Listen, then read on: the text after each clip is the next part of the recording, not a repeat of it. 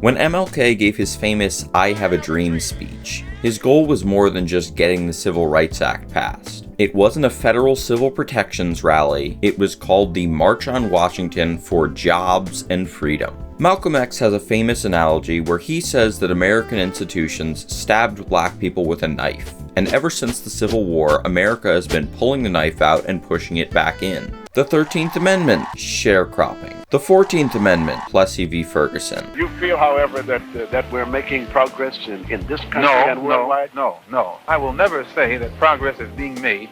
If you stick a knife in my back 9 inches and pull it out 6 inches, there's no progress. You pull it all the way out, that's not progress.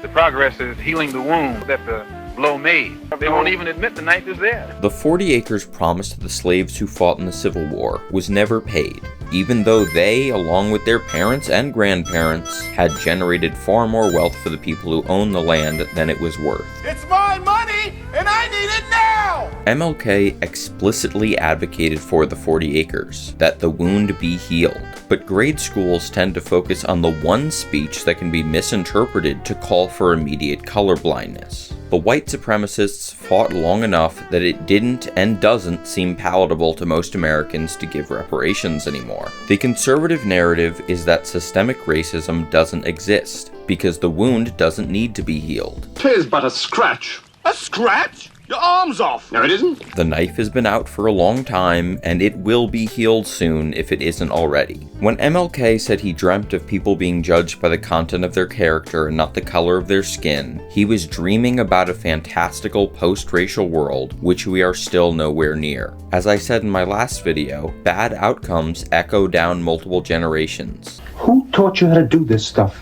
You, all right?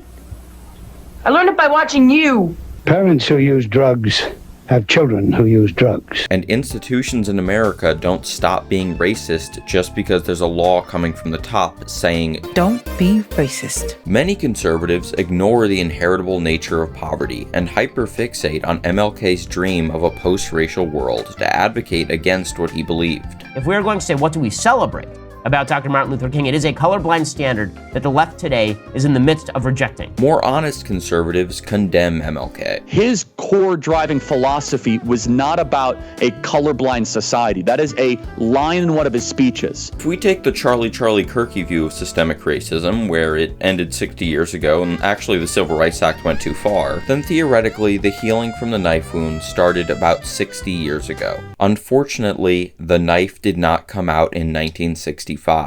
I should move on because that's a good segue to the next segment, but I want to say if you're upset about me making fun of Charlie Kirk because he died, this guy loved political violence. Reject any link between GOP rhetoric and Paul Pelosi assault. Why are we to blame for that exactly? And why is he still in jail? Why has he not been bailed out? If some amazing patriot out there in San Francisco wants to really be a midterm hero, someone should go and bail this guy out. MLK was not a popular figure in his time, especially after the Civil Rights Act was passed. He shifted from a laser focus on civil rights to oppose the war in Vietnam. April 1967. We, the participants, although of many national origins, faiths, and shades of political opinion, are united in our conviction of the imperative need for an immediate, peaceful solution. And more broad advocacy for the working class. The head of the FBI, Who's that Pokemon? James Edgar Hoover, called for an investigation into King's ties with communism, and they found nothing. Nothing? We can't just sit here and do nothing! The FBI director became very angry with the person he tasked with the investigation, so he had another report made that said what he wanted it to say. So then the FBI sent letters to Dr. King's house, blackmailing him to kill himself. That is not a conspiracy theory. Declassified documents confirm the FBI were the ones sending the letters. Then someone killed MLK. Many of those closest to him believe it was the FBI that did it, considering King was one of the most strategic and politically effective activists in American history. The King family actually won a civil trial, finding that his killer did not work alone. If you're a nerd, it might bother you that I neglected to mention the lower burden of proof required in civil trials, and I presented the idea of a government conspiracy to assassinate him as a certainty. And to that I say, I'm sorry, 60s FBI. Maybe don't blackmail an American and wiretap their phone if you want charitable framing. Around this time, the Black Panther Party rose to prominence. Their actions were primarily focused on community building and feeding those in need. Charity, meant to meet the moment while pushing for institutional change. Their goal was black liberation, but as time went on, they formed alliances with other groups based on a shared fight against poverty. We're not a racist organization because we understand that racism is an excuse used for capitalism, and we know that racism is a byproduct of capitalism. When the Black Panther leaders labeled capitalism as their enemy, they did not mean it in the sense of wanting gradual reforms within a capitalist framework like socialists in Canada and Europe got. We don't hate the white people, we hate the oppressor, whether he be white, black, brown, or yellow. So we got to know the educational program to find out what it's going to be in the finale. China, the People's Republic, and even at the stage they're in now, talking about even going on further into a communistic state. Unlike MLK, they were genuinely radical in the context of American politics. Everybody in the state of Illinois is going to have to be involved or even around the revolution because we're going to have one. Whatever you think of that, it's a matter of ideology and aspirations, not seditious conspiracy, let alone violence. So their teachings should have been protected by the First Amendment, just like fascists can spread their ideas freely in America today. So you don't believe in democracy? No, I don't. Absolutely not. What do you believe in? Autocracy. By who? Quite frankly, anyone who is in line with Catholic teaching.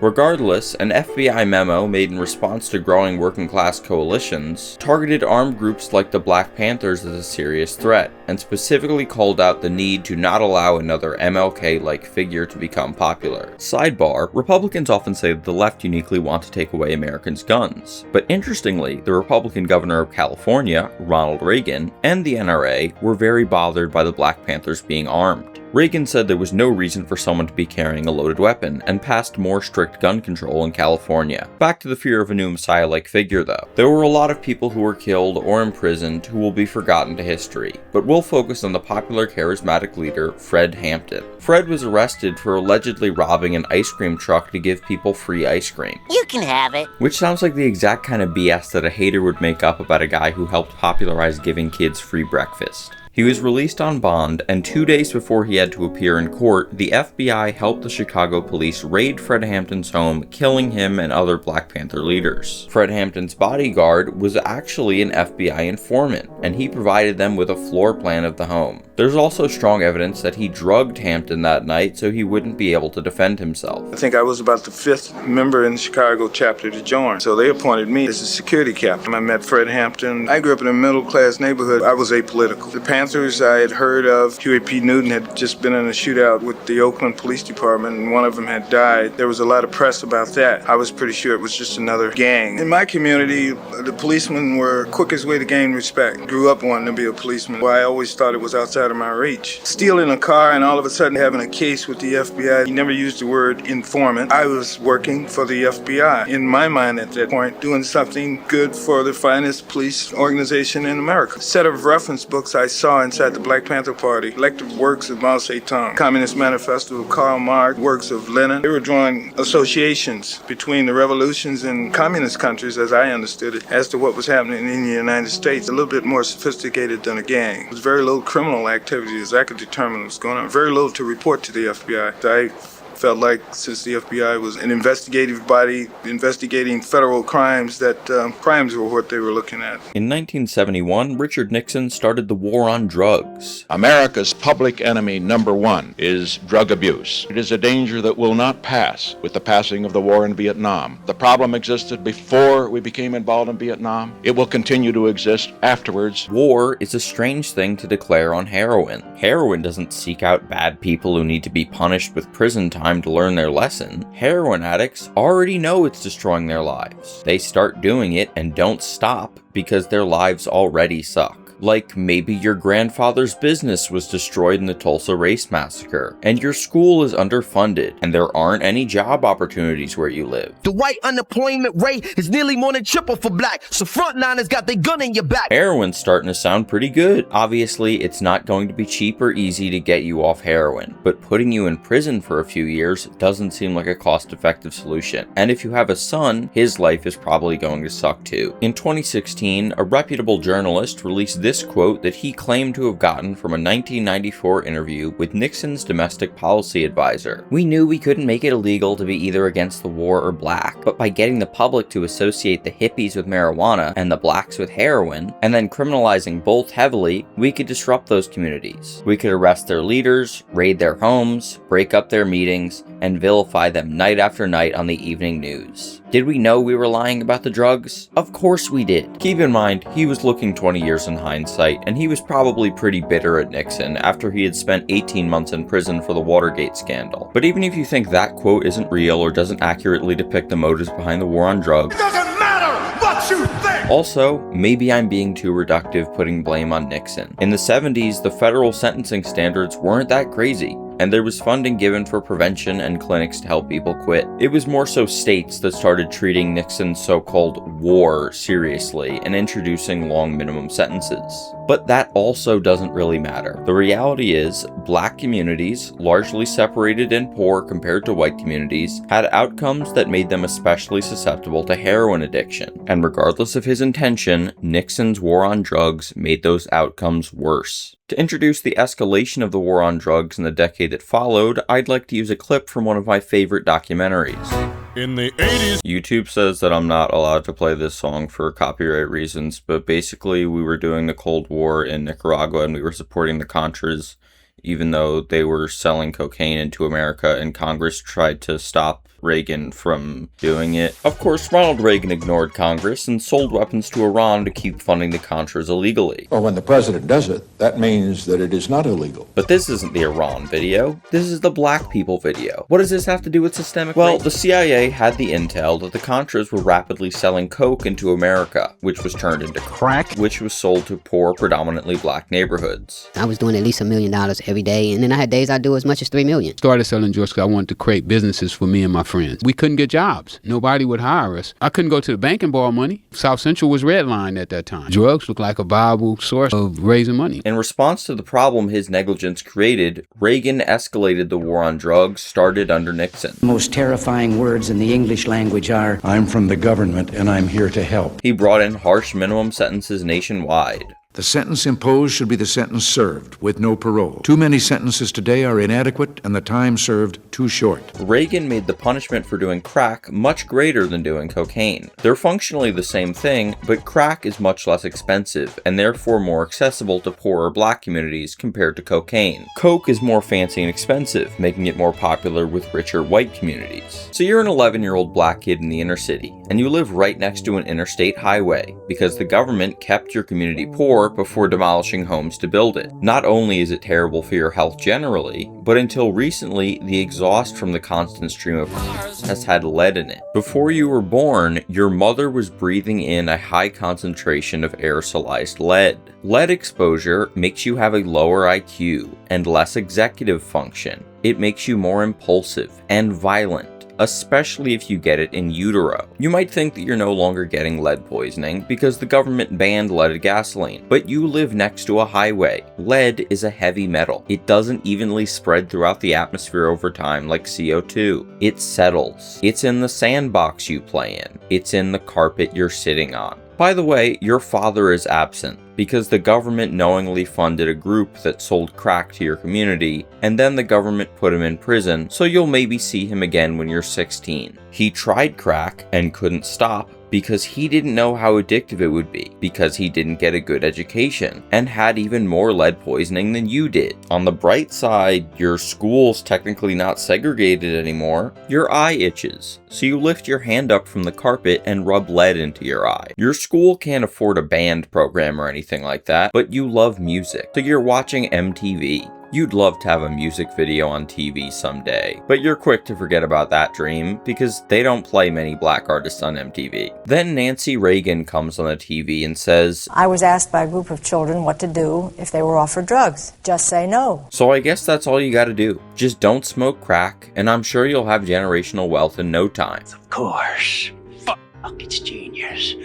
Why didn't I think of that? It can be hard to track the magnitude of harm when we're dealing with federal policy, so here's a graph. To put this in McDonald's terms, if Nixon's War on Drugs 1.0 was a 4-piece chicken McNugget, Reagan's War on Drugs 2.0 was a double quarter pounder with cheese, large fries, 20-piece McNugget, and an Oreo McFlurry. On the pop culture side of things, black people had been making music so undeniably great that they were being played on pop radio for decades. But as I said, the sight of a black artist on television was generally a bit much. It literally took the biggest music act ever, Michael Jackson, to get MTV to finally push a black music video. It wasn't even Billie Jean's quality that did it. It was the president of CBS Records threatening to withhold their entire catalog from MTV and publicly bash the station if they didn't play it. In 1989, a white woman went for a night jog in Central Park. She was found unconscious, very bloody, and her genitals contained the DNA of whoever committed the crime. She was in a coma for 12 days. The media immediately grouped together around 30 black and Latino people who were in the park at the time and labeled them as a gang or wolf pack and said they were all wiling. The event popularized animalistic language like wiling. You be wildin'! I have been wildin' a time or two. I've been known to wile. But that's beside the point. According to witnesses in the park that night, there were many crimes committed, but there was no good reason to report on it as if there was some sort of an organized crime group. The rich Manhattan real estate developer Donald Trump has always been very influenced by media reporting and decided to take out full-page ads in 4 different newspapers calling for the boys 14 through 16 years old to receive the death penalty, despite the investigation still being ongoing and that not being a New York sentencing option for anyone, let alone 15-year-olds. A reporter asks me whether or not I have compassion for the people that did this crime. I have absolutely no compassion. Obviously. How about if it were asked this way? We don't know who did that crime, and the court's going to decide who did that crime. Were you prejudging those arrested? No, I'm not prejudging at all. I'm not in this particular case. I'm saying if they're found guilty, if the woman died. Was the ad careful to say if? Because there could have been a bystander, could have been someone wrongfully arrested. There was no DNA match. Nothing. 0 forensic evidence connected the boys to the crime, which was known at the time, but 5 of them were convicted anyway. The 16-year-old also had a learning disability, and he was tried as an adult. The 5 boys have maintained that they did not harm the woman and were pressured into a false confession when they were interrogated for hours without a parent or lawyer present. 12 years later, the now 28-year-old man, who was tried as an adult at 16, was still in prison. A serial offender came forward to admit that he had committed the crime on his own. Unlike the 5 boys with no criminal records, his DNA did match what was found at the scene. The Central Park 5 were exonerated and let free, but some of the police who worked the case maintain that the boys are guilty. Why, Eric, was only his DNA found in the jogger? Well, first of all, if you look at the videos, every one of the kids said the same thing. They were not able to perform sexually on the jogger, and they pretended to have sex with them because they did not want to look like a punk in front of the rest. And if you think about it... No, let's not think about it. Because when you say that, you don't mean skeptically engage with what I'm saying. You mean try to vividly imagine my narrative so that it starts to seem real to you. If you look at the videos... You mean the confession videos you guys recorded after 14 to 30 hours of interrogation, where not all the boys, you saying that is just an outright lie, but you did get the 15-year-old to confess to holding the victim's legs, and you got the 16-year-old with a learning disability to give a wildly shifting story where he says the victim was attacked with a knife, even though there were no knife wounds on the body. Were you with some friends, or were you by yourself? I was by myself. And when you... Did you have a girlfriend with you? Yes. Did Steve say anything to you about what was going to happen in the park? No, he just said, we going to the park for violence. I asked what kind of violence he's talking about. He said, whatever is there for us to do. Fernando? That's not the same person as Fedora? Different person? Yes. And do you know, is it Orlando or Fernando? Orlando. She kicked Kevin. And after which Kevin and Raymond picked up a rock. I think, no, I ain't gonna say a thing. Kevin hit her in the face with the rock. That's what knocked her out. Definitely knocked her out. She thought it was a punch, but it was a rock that hit her. Steve was using the knife to cut her legs. I don't know how he was doing. He was using cut legs. More than 2 heads to punch in her face. Who was punching her? Huh? Who was punching her? Kev, Raymond, and Steve. The third with that was dirty.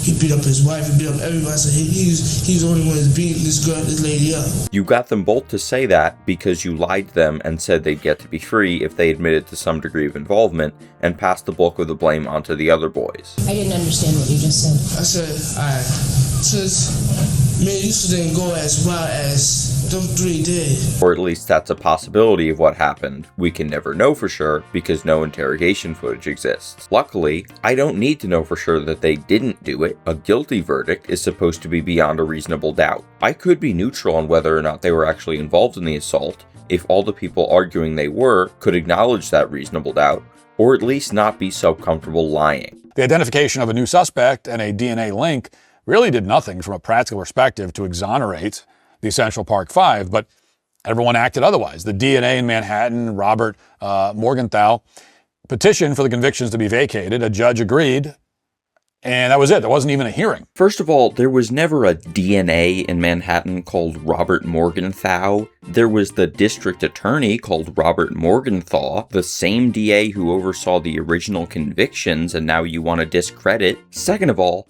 that's just not true. He didn't just say it and then the judge accepted it. He reopened the investigation. At trial, the jury heard that, quote, hair consistent with the female jogger's hair was found on the clothing of Richardson and co-defendant Stephen Lopez, and none of this evidence has ever been refuted. Believe it or not, Matt Walsh is married to and likely has had sex with a person who was at one point a 6-year-old girl. What a stupid thing to say. Yes, Matt, the original prosecution did look at a hair under a microscope and decide that it looked close enough to the victims to call it hers. It actually has been refuted, though. You really think someone would do that? Just go on the internet and tell lies? And not by some degenerate who gets rich doing right-wing propaganda on a macho boat set while he lets his mustache grow over his top lip. It was disputed by the forensic investigators who did mitochondrial DNA testing in 2002 and found that the hair didn't match the victim. Took out a full-page ad calling for their execution. A lot of people, including Mayor Bloomberg, agreed with me on the Central Park Five. They admitted, they said, they pled guilty. No, they didn't plead guilty. And at the time you bought the ads, none of the confessions were made public yet. Badly hurt a person, killed a person ultimately. No, she didn't die. And they've already been exonerated for badly hurting her, so this is defamation. Then they pled, we're not guilty. Oh, okay, we got there eventually. In 1991, decent portable video cameras had become common. Up until this point, it was pretty normal for racist law enforcement officers to beat the shrimp out of black people or even kill them, and receive no punishment, since a cop's retelling of events has been much more likely to be believed by a judge or jury than a black person's, especially if that person committed a crime. You could also just frame an innocent person of a crime. I'm not going to try and find a study to justify the idea that black people were more likely to be falsely accused of crimes 35 years ago. I'm just going to use my leader's standard of evidence and say, it's common sense. You may think, who cares if a criminal's being unnecessarily hurt? They're a criminal. They should just not do crimes if they don't want to be beaten. If you think this, it's because you are a bad person,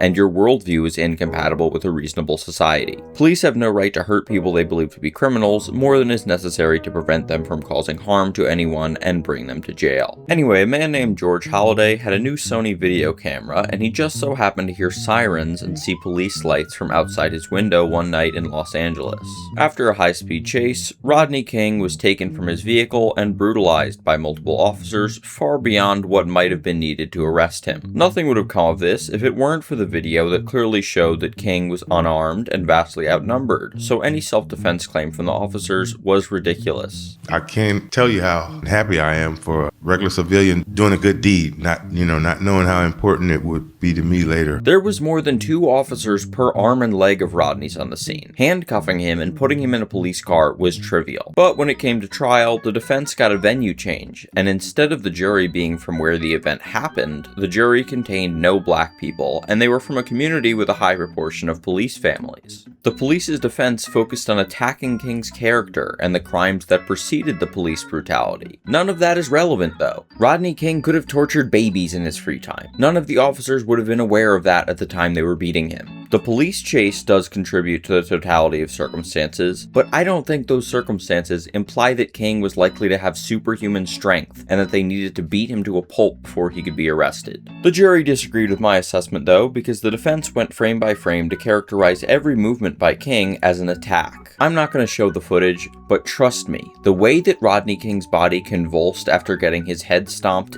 did look pretty aggressive, so all the officers were acquitted. Well, all the officers that were tried were acquitted. They didn't even try to get a punishment for the cops who were just standing there watching. Immediately after the jury decided the cops deserved no punishment, it led to an uprising most often referred to as the LA Riots. This is only one of a number of major fires here in South Central Los Angeles. 40 separate fires, all total since about 7:30 we are informed. There have been in excess of 150 separate fires. The riots disproportionately harmed black and immigrant communities, namely Koreans. The Korean and black communities were already at odds with each other because Korean immigrant families moved to where it was least expensive to start businesses. The black communities, made poor by redlining, hiring discrimination, low education funding, and much more. The black people felt pitted against the Korean immigrants who were competing for already limited resources. Speak English today.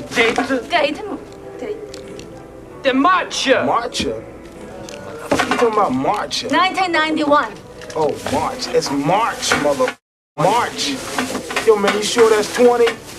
No, man, no. Take them out, man. Count them again.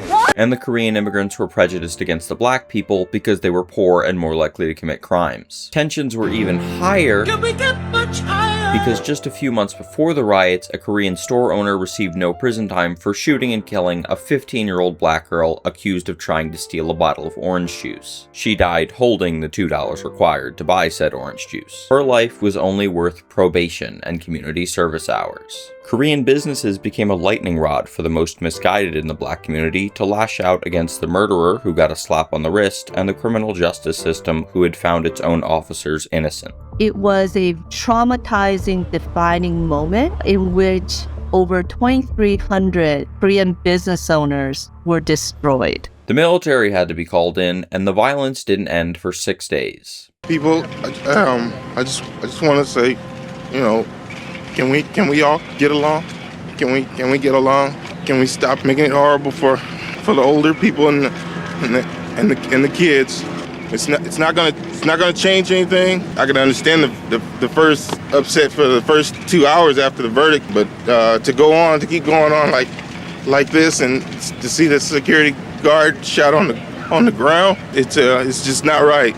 It's just not right because those people will never go home to their families again. The federal government convicted 2 of the 4 officers who beat Rodney King. In his testimony in Simi Valley, Officer Briseño said that he thought that the other officers were out of control, that he thought that the beating had gone too far. They were sentenced to 2.5 years in prison. So I guess justice was served. I mean, none of the underlying reasons why the rioting happened had really been addressed, but at least half the officers went to a minimum security prison for a while. Oh, by the way, the commanding officer who beat Rodney King for drunk driving while black has been arrested for drunk driving, so that's pretty funny. But more importantly, what can be done to address the underlying issues that led to the rioting? If looking purely through the lens of racial injustice, it would seem that black people need to all be paid the 40 acres out to them. But that seems impractical today. The structure of the world just dictates that money put into the black community leaves the community very quickly. Also, this would ignore all the non-black people who have bad living conditions. Welfare that specifically targets descendants of former slaves would do nothing for a white person who was born into horrible circumstances created by historic systemic racism against black people, but it would give money to a black billionaire, creating huge public backlash. And even if we solve the wealth inequality problem, there would still be a huge number of institutions led by people who are racist. It seems like a more complicated, multifaceted solution is required. Luckily, we don't have to do anything. In 2008, America elected the first black president, marking the end of all institutional and interpersonal racism for all time.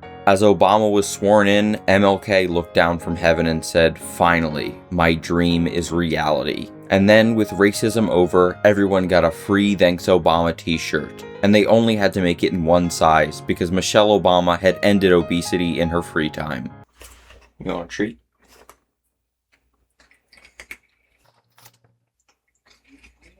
Alright, so thank y'all for watching.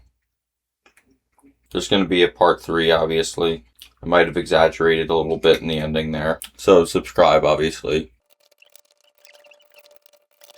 You can check out my other stuff. I have a video about musicians with disabilities that not a lot of people have seen that I really like. And stay black, stay gay, stay Jewish.